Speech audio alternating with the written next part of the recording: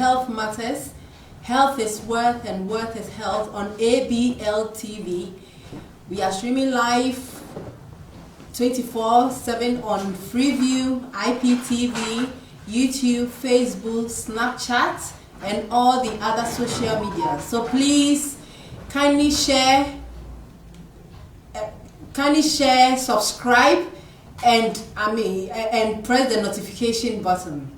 So today we've come to you once again to discuss another important health condition, and I have my ladyship here, Gladys, who is my co-host, to discuss this health condition called high cholesterol. You are welcome to ABL TV, Gladys. Thank you, Sister Amma. I'm glad to be here. Okay, so Sister Gladys, what is high cholesterol? So thank you, Sister Amma. Cholesterol, to be fair, has a bad name in a way. We hear of cholesterol and it's all like, oh, red hats on, you know, it's bad, but it's not all bad. Cholesterol, it's a type of blood fat that is made in the liver. 90% of it is made in the liver, and the rest, 80 to 90%, the rest, we get it from our food. Cholesterol has a very important purpose to do, like every other thing in our body. So you have very important work to do. So cholesterol help to make biles, which help to digest the fats that we eat. It also help us with our vitamin D, and it helps the brain as well. So cholesterol has a very good job to be done. So it's not always bad. It's as you said, when it's high, it's what we don't want it to be. Yeah, to add to what you just said, yes, the research has shown us, when you read in the health papers, the research, it says that all the body cells in our body needs cholesterol in order for it to function. So like what you said, immediately you tell someone, oh, you mentioned cholesterol, that it has a bad name. But in another sense, it's not always bad.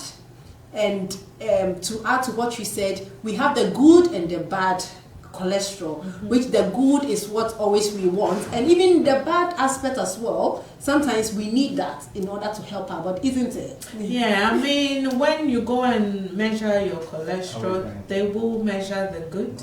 They will tell you the total cholesterol level and what we call HDL.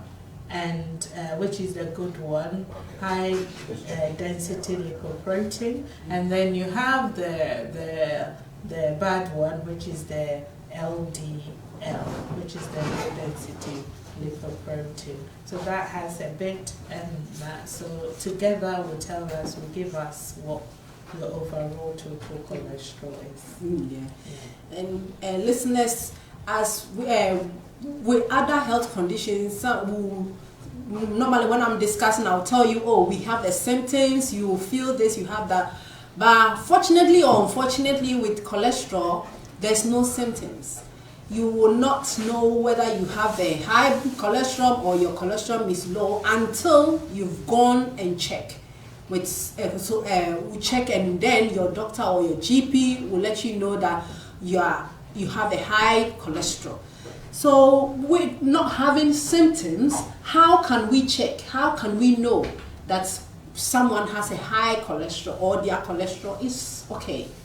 So there's two ways to know. It's mainly by blood test. So it's either a full blood test, which is taken from your arm, or it can be done like you do a finger prick for diabetics. So as part of your 40 years health check that we mentioned previously. When they do it, it's more likely to be a prick.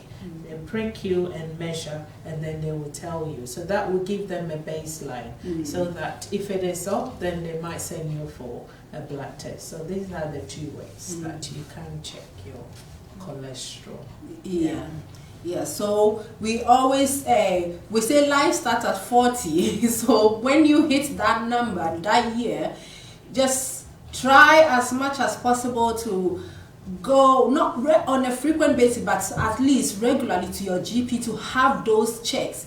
Sometimes I thought people, they normally send a letter to people that do they. I mean, they used to send letters, but as I'm saying these days, especially with winter coming, we've got COVID still hanging around. You know, everyone is overworked and the work volume is high. So if you haven't been sent a letter for your 40 health check, then please contact your GP and get it done. Yeah, so with what Gladys was saying, with the blood test, normally before you go, it's not always the case, but what I've noticed is we normally will tell the patients before 12 hours to your time for that blood test to be checked, don't eat. So please, when you are giving such instructions, please follow it. I know it's to have it's like you are fasting, not to have food for 12 hours, but it's for a reason and for a purpose. So when you are told not to eat within that 12 hours, please do that. Go after you've had your test, and normally you get, after a few days, you will get the results. And if it's high, then further investigations will be done by your GP. They will refer you for further investigation. So then, who do we say are at risk of having a high cholesterol?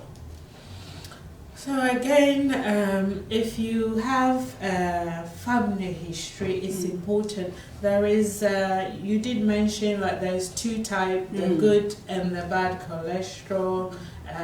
The good one being that it carries, the fat is carried to the liver, so it can deposit it out as a waste product, whereby the bad one carries the fat and want to get it into the blood vessels, which we don't want. But there are also some people, which is called genetic high cholesterol. So they have cholesterol from a younger age. So that one is genetic. They have abnormally high cholesterol than the normal average person.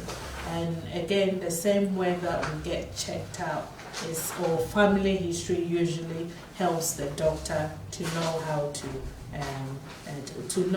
identify and diagnose, to give them treatment. Most of these people would need treatment for the people with the genetic ones. But again, everything else, your age, weight, your age, your sex, your weight, especially when you put weight around. When you put weight around your mid-session, you put weight around your mid-session, that can put you into high-risk category. You eat a lot of fatty, saturated food that put you at risk as well. Smoking is another one. And alcohol.